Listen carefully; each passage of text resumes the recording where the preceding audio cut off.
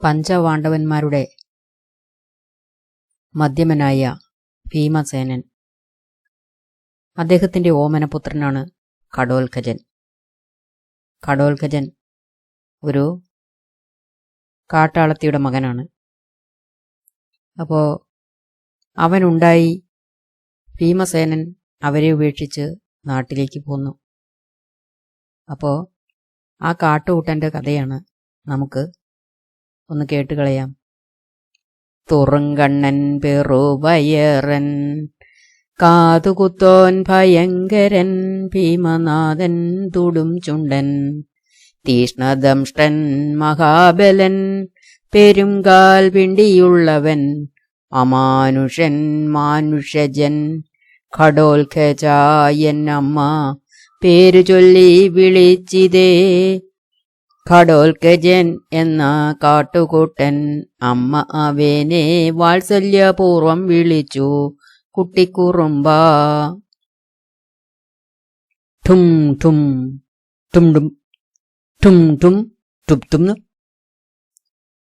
ഇരുഭാഗത്തും തുകൽ കെട്ടിയ മരച്ചണ്ടയുടെ രണ്ട് മുഖങ്ങളിലും കൈവിരലുകളാൽ അമർത്തിക്കൊട്ടി കൊച്ചു മൂപ്പന്മാർ താളം ചവിട്ടി.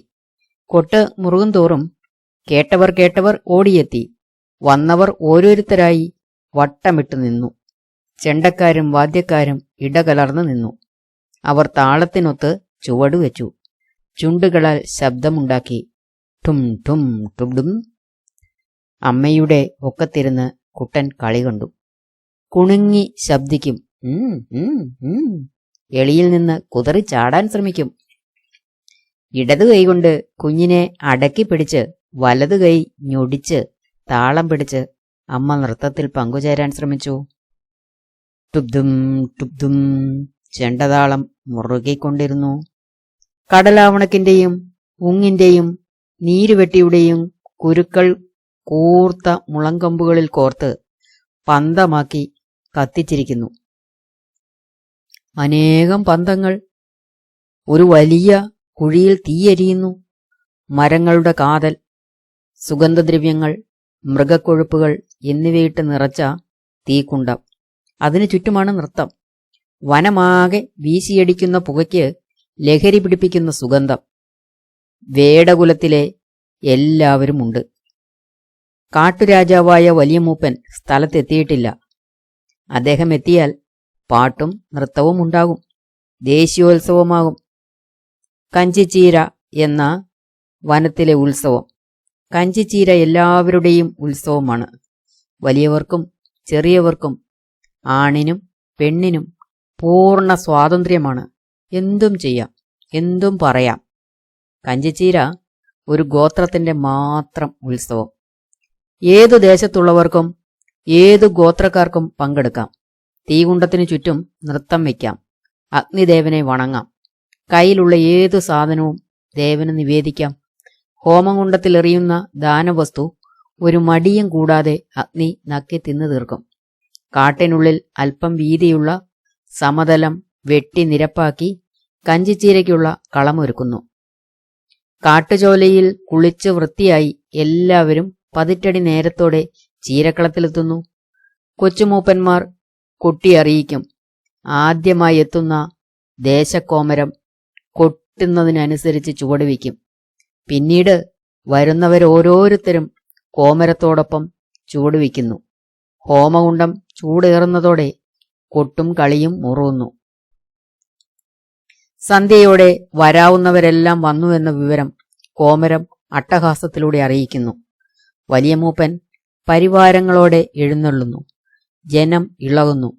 കളത്തിനു ചുറ്റും കാണികളായി നിന്നവർ പാട്ടിനും നൃത്തത്തിനും തയ്യാറെടുക്കുന്നു. കയ്യിൽ കരുതി വന്ന സുഗന്ധദ്രവ്യങ്ങൾ ഹോമകുണ്ടത്തിൽ ചൊരിയുന്നു. ഉണക്കില്ലാത്ത വസ്തുക്കൾ പൊട്ടിത്തെറിക്കുന്നുണ്ട്. അകില്, ചന്ദനം, കുന്തിരിക്കം, മട്ടിപ്പാൽ എന്നിവയുടെ ഇടകലർന്ന മണം തീഷ്ണമായി പുകഞ്ഞു ചുറ്റുന്നു. കുഴിയിലെ തീനാമ്പുകൾ പുക നക്കി കുടിക്കുന്നു. വലിയ മൂപ്പൻ മഞ്ചലിൽ നിന്നിറങ്ങി മരത്തണ്ടുകളിൽ തുണിയും മരത്തോലും കെട്ടിയുണ്ടാക്കിയ മഞ്ചത്തട്ട് ചുമക്കാൻ 4 കൊച്ചുമൂപ്പന്മാർ. മൂപ്പൻ നിലത്തിറങ്ങിയപ്പോൾ തണ്ട് ചുമക്കുന്നവർ ആശ്വാസത്തോടെ നെടുവീർപ്പിട്ടു. തോളിലെ തഴമ്പുകളിൽ തടവി വേദന ചുണ്ടുകടിച്ചമർത്തി സഹിച്ച് മൂപ്പൻ പ്രജകളെ ശ്രദ്ധിച്ചു. തീക്കുണ്ടത്തിനു ചുറ്റും കൊട്ടും നൃത്തവുമായി ഉല്ലസിക്കുന്ന അവരെല്ലാം മൂപ്പന്റെ ദൃഷ്ടിയിൽപ്പെട്ടു. ബോധ്യമായവരുടെ ഇടയിൽ മൂപ്പനും ചേരും.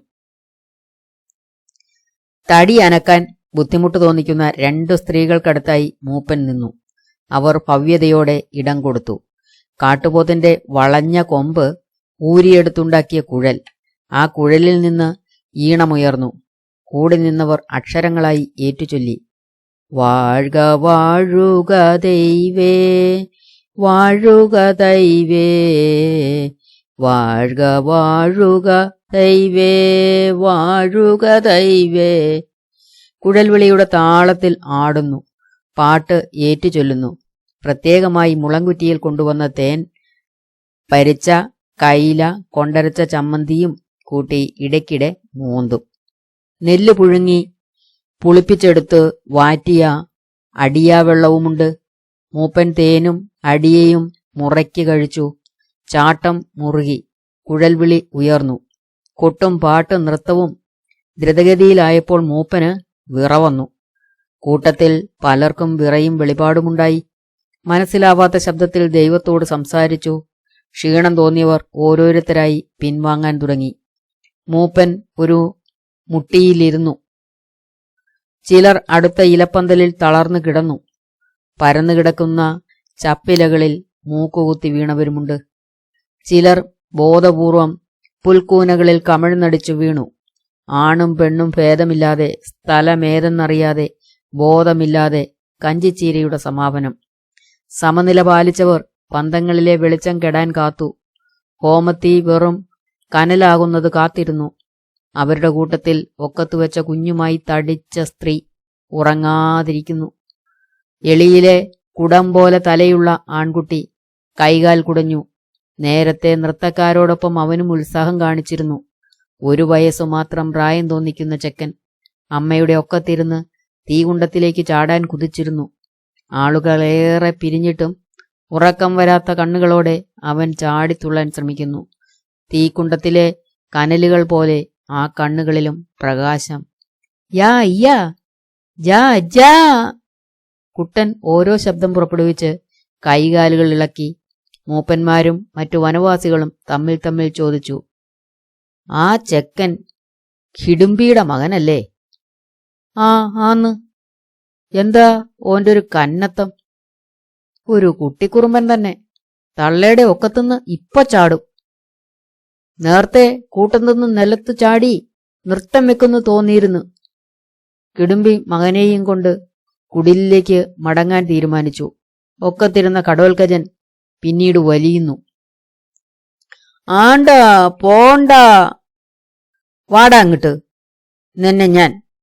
അമ്മ അവന്റെ നേരെ കൈയോങ്ങി. കുട്ടൻ പിൻവാങ്ങുന്നില്ല. നടന്നു നീങ്ങുന്ന അമ്മയുടെ എളിയിൽ നിന്നവൻ ഊർന്നിറങ്ങി താഴോട്ട് ചാടി. അഗ്നികുണ്ഡത്തിനടുത്തെത്തി. അണയുകയും കനലെരിഞ്ഞു പുകയുകയും ചെയ്യുന്ന പന്തങ്ങളേന്തിയവർ ഉറക്കച്ചടവുള്ള കണ്ണുകൾ വിടർത്തി. അവർ എഴുന്നേറ്റ് വിലക്കി: എടാ എടാ, മാറിപ്പോ. എടീ തടിച്ചീ, ചെക്കനെ പിടിക്ക്. മഹാകുറുമ്പന ചെക്കൻ. ചുവന്നു തൊടുത്ത ഹോമകുണ്ടത്തെയും വെട്ടിത്തിളങ്ങുന്ന തീക്കനലുകളെയും നോക്കി ഘടോൽക്കജൻ കൈകൊട്ടി ചിരിച്ചു.